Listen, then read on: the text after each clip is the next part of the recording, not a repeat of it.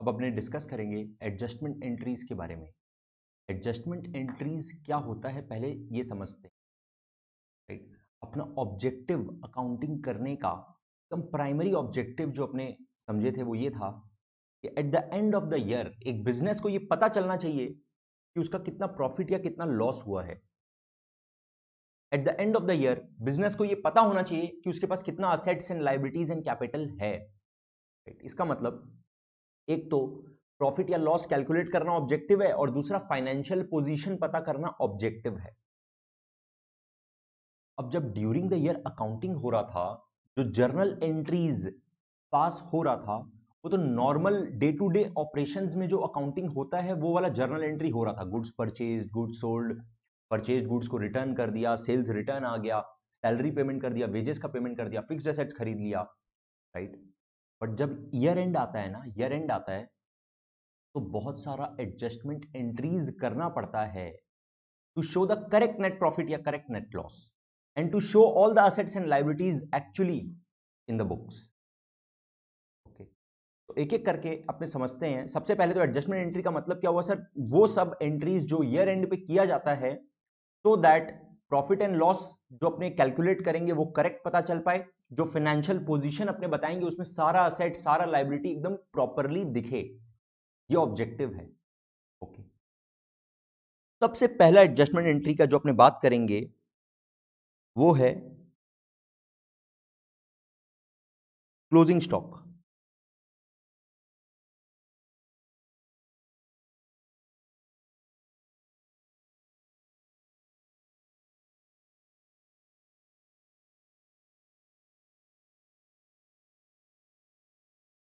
आप लोग को बोले थे सर, जब परचेज ऑफ गुड्स होता है या सेल ऑफ गुड्स होता है या फिर जब गुड्स परचेज रिटर्न होता है या सेल्स रिटर्न आता है, राइट, ये सारे ट्रांजैक्शन में अपने गुड्स का अकाउंटिंग वो भी अपने आप में स्टॉक है। जो अपने गुड्स परचेज कर रहे हैं वही तो स्टॉक है, राइट। लेकिन जब परचेज करते हैं तो परचेज एक्सपेंस प्लस बोलते हैं, जब उसी गुड्स को सेल करते हैं तो सेल इनकम प्लस क्रेडिट बोलते हैं, राइट। उसी तरह से purchase return and sales return. लेकिन स्टॉक का अकाउंटिंग अभी तक कहीं नहीं आया। जब ईयर एंड आता है तो जो स्टॉक बच जाता है गोडाउन में, जो स्टॉक पड़ा हुआ होता है, जो क्लोजिंग गुड्स पड़ा हुआ रहता है, क्लोजिंग स्टॉक जिसको बोलते हैं, वो बिजनेस के लिए एक असेट है। बट वो अपने अभी जितना भी जर्नल एंट्री पास कर रहे थे उसमें कहीं पे भी वो असेट की तरह दिख रहा नहीं है, राइट। अपने फाइनल अकाउंट्स में इसको और डिटेल में अच्छे से पढ़ेंगे when we will be discussing trading account. उस टाइम पे अपने समझेंगे कि एग्जैक्टली कि क्लोजिंग स्टॉक को कैसे बुक्स में लेके आया जाता है। अभी आपको सिर्फ इतना पता होना चाहिए कि सर क्लोजिंग स्टॉक को through an adjustment entry books में लेके आया जाता है। क्लोजिंग स्टॉक एक असेट है, closing stock asset plus debit, closing stock asset plus debit to trading account होता है। ये ट्रेडिंग अकाउंट क्यों होता है और कैसे होता है इसका अपने डिटेल एक्सप्लेनेशन समझेंगे when we will be discussing final accounts. दूसरा तरह का adjustment and very very important is, बाकी आपका जितना भी एडजस्टमेंट होता है ना वो मेनली होता है अक्रूवल कॉन्सेप्ट।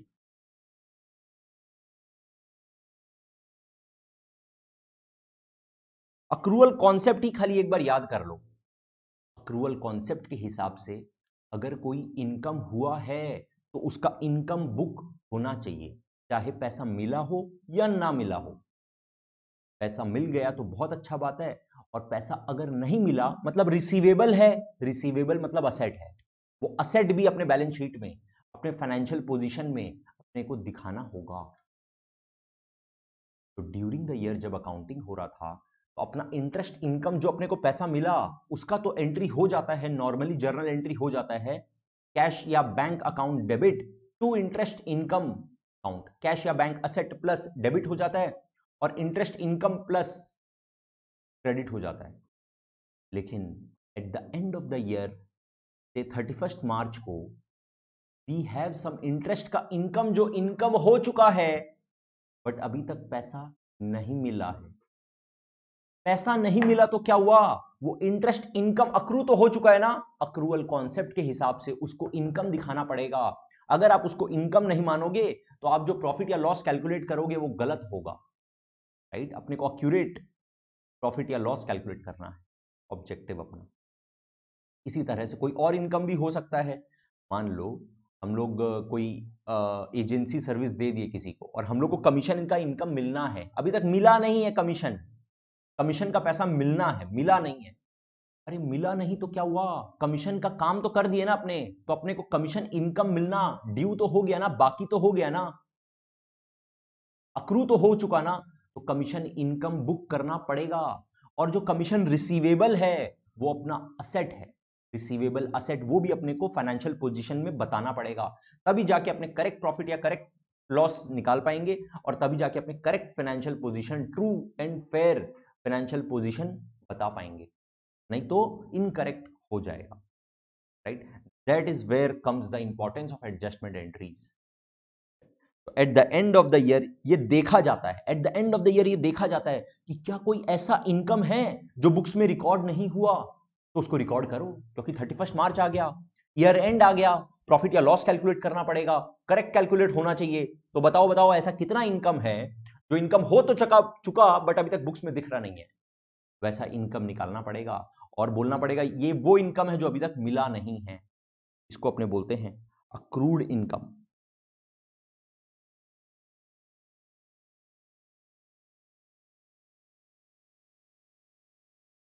इसी को दूसरे नाम से आप बोल सकते हो इनकम रिसीवेबल, या फिर इसी को तीसरे नाम से बोल सकते हो आउटस्टैंडिंग इनकम, राइट। तीन नाम दे दिए इसका, या तो अक्रूड इनकम बोल लो, या इनकम रिसीवेबल बोल लो, या आउटस्टैंडिंग इनकम बोल लो, राइट। ये सब तीनों वर्ड एक ही मतलब है, इनकम हो चुका, अभी तक अमाउंट नहीं मिला, कैश या बैंक प्लस अभी तक नहीं हुआ, मिलना बाकी है, राइट। इसका एंट्री होता है, क्योंकि accrued income that is income receivable या outstanding income is asset plus debit.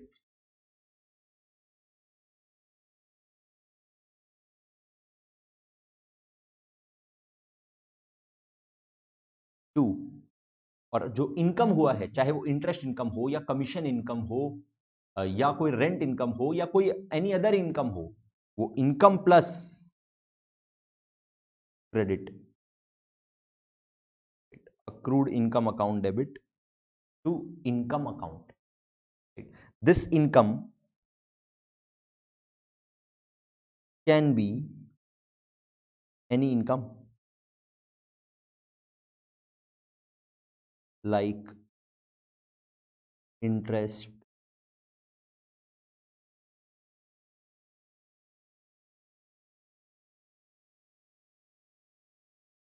commission, income हो चुका बट पैसा अभी तक नहीं मिला। नेक्स्ट, कभी कभी ऐसा भी तो होता है कि हम लोग का इनकम हुआ नहीं है, पैसा एडवांस में मिल चुका, इनकम नहीं हुआ है, पैसा एडवांस में मिल चुका, मतलब सर अभी तक हम लोग सर्विस नहीं दिए हैं, कमीशन का इनकम अभी तक हुआ नहीं है, वो तो सर्विस दे देंगे तब कमीशन का इनकम होगा, लेकिन पैसा एडवांस में मिला हुआ है। हो सकता है कि हम लोग के पास कोई एक स्पेयर गोडाउन पड़ा हुआ था, ऐसी खाली पड़ा था गोडाउन, तो हम लोग वो किसी को रेंट पे दे दिए, बिजनेस क्या किया, रेंट पे दे दिया, रेंट पे दे दिया तो रेंट इनकम लेगा।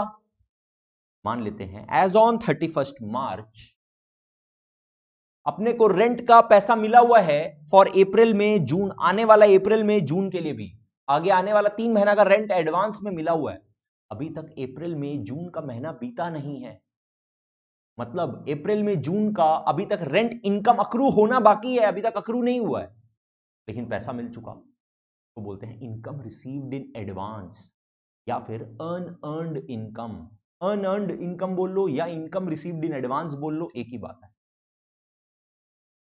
क्या है, बिजनेस के लिए इसका बेनिफिट देना बाकी है, बेनिफिट पेएबल है, this is a liability for the business. ध्यान से सुन, जब नॉर्मल कोर्स में ड्यूरिंग द ईयर अकाउंटिंग हो रहा होता है, तो ये जो पैसा एडवांस में मिलता है ना, ये गलती से रेंट इनकम में बुक हो जाता है। जब भी रेंट का पैसा मिलता है ना, तो बाई टेंडेंसी जो जर्नल एंट्री होता है वो ये होता है, सुनना, by tendency during the year जब भी रेंट का पैसा मिलता है ना तो अपने एंट्री क्या पास करते हैं, क्योंकि कैश हाथ में आया तो कैश प्लस डेबिट, वो तो करेक्ट है, एकदम सही है, cash asset plus debit to rent income, by tendency यही लिखा जाता है। लेकिन जब ईयर एंड आता है, 31 मार्च आता है, तो जब ध्यान से देखते हैं क्या हम लोग इनकम एकदम करेक्टली लिए हैं, तब पता चलता है अरे ये तो 3 महीना का एडवांस में जो पैसा मिला हुआ है वो भी इनकम बुक हो चुका, वो तो इनकम हुआ ही नहीं है अभी तक। उस इनकम को हटाओ, उस इनकम को माइनस करो, इनकम माइनस मतलब डेबिट करो, और क्रेडिट किसको करो, ये इनकम रिसीव्ड इन एडवांस जो है, ये अनअर्न्ड इनकम जो है, ये लायबिलिटी है, लायबिलिटी प्लस को क्रेडिट करो, राइट। एंट्री इज राइट, ये सब ईयर एंड का एडजस्टमेंट्स है, इसको बोलते हैं unearned income, right. This can be any other income also, right, rent income हो सकता है, कमीशन इनकम हो सकता है जो एडवांस में मिल गया, ओके, अनअर्न्ड इनकम और इनकम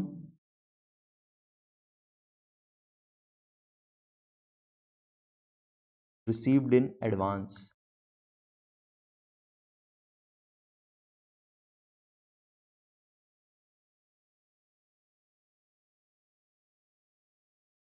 बताओ इसका क्या एंट्री होगा, ऑलरेडी डिस्कस कर चुके हैं। अनअर्न्ड इनकम और income received in advance is a liability, and अपने इसको ऑलरेडी इनकम बुक करके रखे हैं, उस इनकम को अब हटाना पड़ेगा, इनकम माइनस करके डेबिट करना पड़ेगा, income minus debit to unearned income या इनकम रिसीव्ड इन एडवांस। आप बोल सकते हो रेंट रिसीव्ड इन एडवांस, या कोई और इनकम है तो उसका नाम आ जाएगा। दिस इज अ लायबिलिटी, इसका बेनिफिट अभी भी पे करना बाकी, okay. Then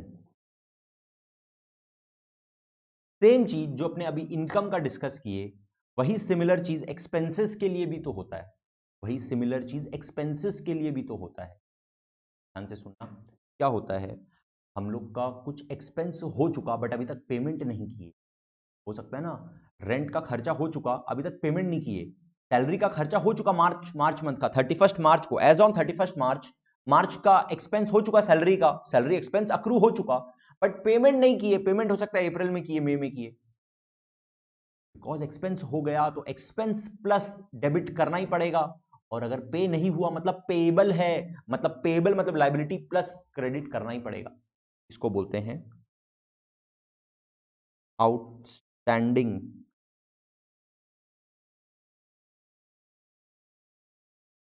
expenses,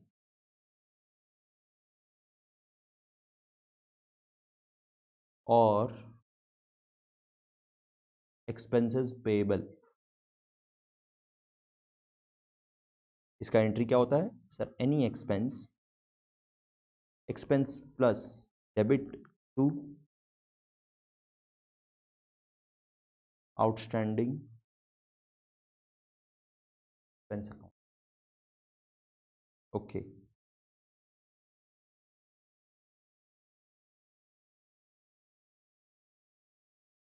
next,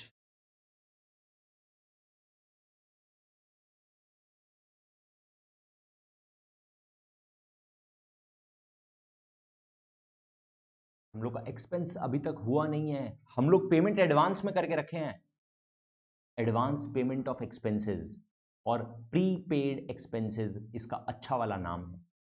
prepaid expense का मतलब हम लोग का खर्चा अभी तक हुआ नहीं है, अक्रू नहीं हुआ खर्चा अभी तक, मतलब एज ऑन 31 मार्च अभी तक हम लोग का रेंट का एक्सपेंस फॉर अप्रैल में जून हुआ नहीं है, बट हम लोग रेंट का पेमेंट कर दिए, अप्रैल में जून का एडवांस में पेमेंट कर दिए, एज ऑन 31 मार्च। तो अप्रैल में जून का रेंट का पेमेंट हो गया, अप्रैल में जून मंथ का रेंट का पेमेंट अपने कर दिए, वो एक्सपेंस नहीं हुआ बट पेमेंट कर दिए, इसका मतलब एक्सपेंस अक्रू नहीं हुआ तो एक्सपेंस नहीं बोल सकते हैं, और जो एडवांस में पे कर दिया मतलब उसका बेनिफिट अभी लेना बाकी है, मतलब ये प्रीपेड एक्सपेंस एक बेनिफिट रिसीवेबल है, एक असेट है। In the normal course of the business day to day में जब भी अपने रेंट का पेमेंट करते हैं तो बाई टेंडेंसी जर्नल एंट्री होता है rent account debit to cash या बैंक अकाउंट। रेंट अपने मान लेते हैं, जो रेंट का पेमेंट कर रहे हैं तो rent expense plus rent account debit to this cash या बैंक असेट माइनस क्रेडिट। वो तो एकदम करेक्ट है, बट रेंट को एक्सपेंस अभी नहीं बोलना चाहिए था, बट बोल दिया जाता है। इसी तरह से कोई और एक्सपेंस हो सकता है, सैलरी अकाउंट डेबिट, अपने सैलरी का एडवांस में पेमेंट कर दी है, प्रीपेड सैलरी है, बट अपने सैलरी एक्सपेंस में चला जाता है बाई टेंडेंसी। अब जब ईयर एंड आता है तब देखते हैं कि अरे यार सारे एक्सपेंसेस करेक्टली तो बुक्ड है, तब पता चलता है कि नहीं, जो एडवांस में खर्चा का, एडवांस एक्सपेंसेस का पेमेंट किए हैं, प्रीपेड एक्सपेंसेस जो है उसको भी गलती से एक्सपेंस बुक करके रखे हैं। अभी उस एक्सपेंस को माइनस करो, मतलब एक्सपेंस माइनस क्रेडिट करो, और prepaid expense being an asset, asset plus debit करो।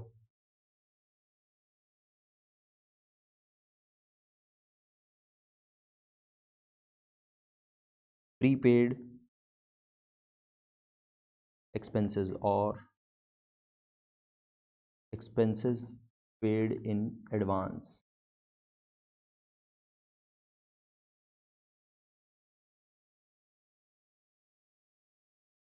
Prepaid expense asset plus debit to, गलती से एक्सपेंस बढ़ा हुआ था तो एक्सपेंस माइनस क्रेडिट।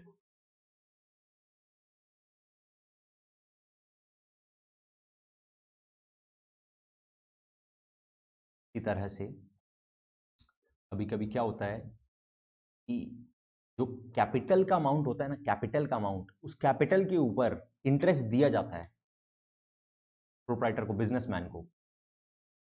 तो ऐसे फर्म के पॉइंट ऑफ व्यू से सोचो, फर्म जैसे बाहर वालों से लोन लेके रखा है, उसके ऊपर इंटरेस्ट देना है, तो इंटरेस्ट एक्सपेंस हो गया, और अभी तक पेमेंट हुआ नहीं है तो मतलब इंटरेस्ट पेबल या आउटस्टैंडिंग इंटरेस्ट बोल देगा।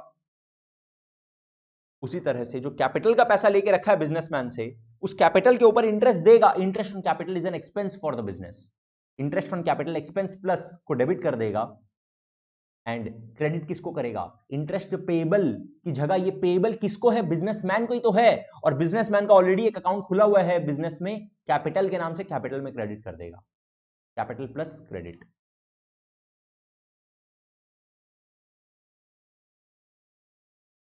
Interest on capital entry will be interest on capital account debit to capital account। एकदम similarly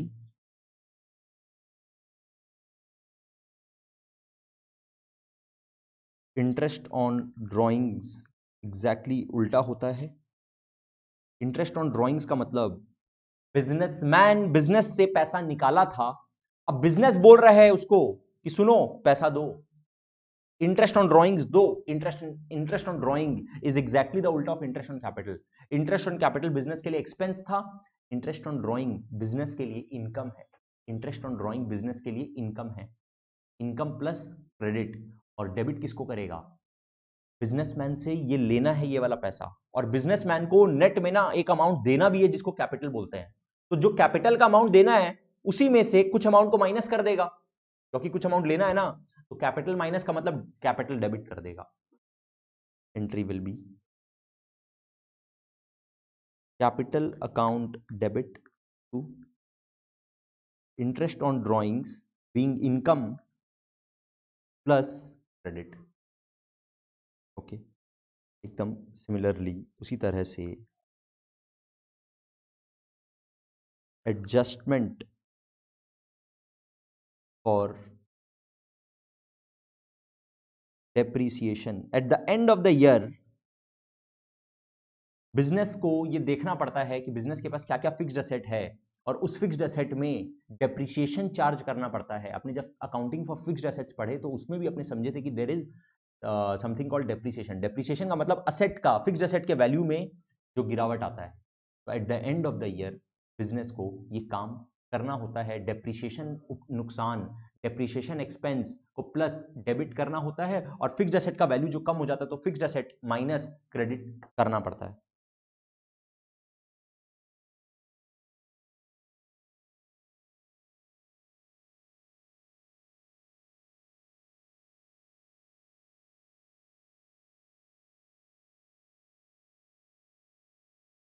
fixed assets account, right. तो आपने अभी जितना भी एडजस्टमेंट की ये एग्जॉस्टिव लिस्ट नहीं है, but these are the most common adjustments and आपको अभी इतना पता होना चाहिए।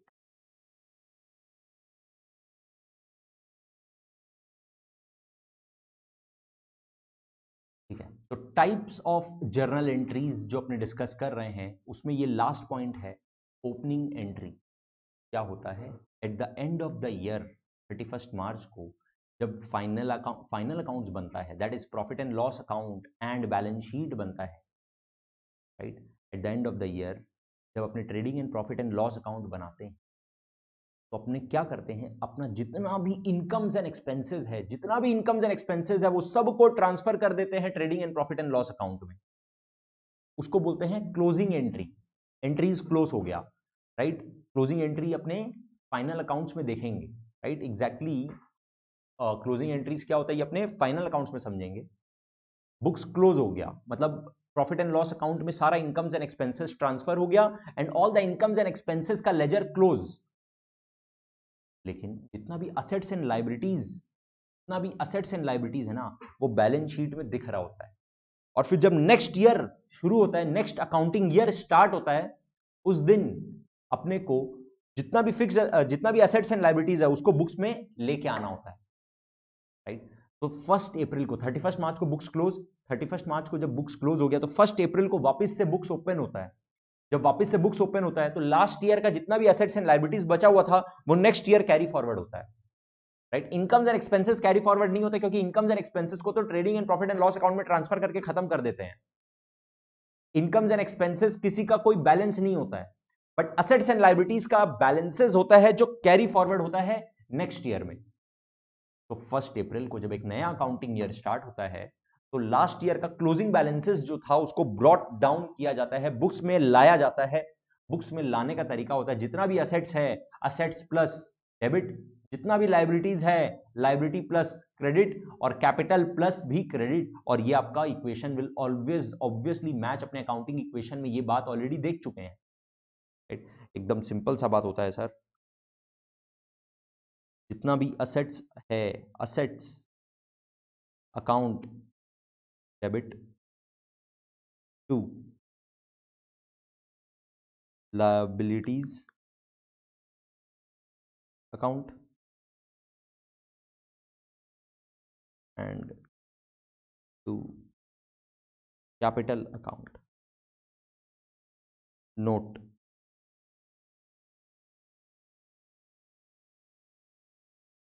in question sometimes balance of capital is not mentioned.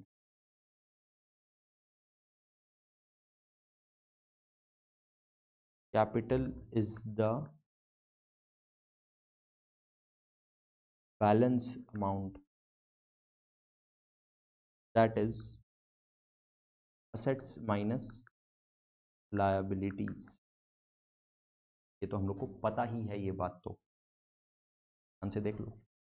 आप लोग को क्वेश्चन में सारा असेट्स का वैल्यू बता देगा, अलग अलग असेट का वैल्यू बता देगा, building, furniture, plant and machinery, investments, stock, debtors, cash, bank, ठीक है। सारा एक एक करके आइटम वाइज आइटम डेबिट करेंगे। लाइबिलिटीज भी आप लोग को बता देगा, loan, creditors, bills payable, right. और फिर आप देखोगे इसका टोटल और इसका टोटल ऑब्वियसली मैच नहीं हो रहा होगा। यहाँ पे जो बैलेंसिंग फिगर आपको लिखना पड़ेगा दैट इज ऑब्वियसली कैपिटल।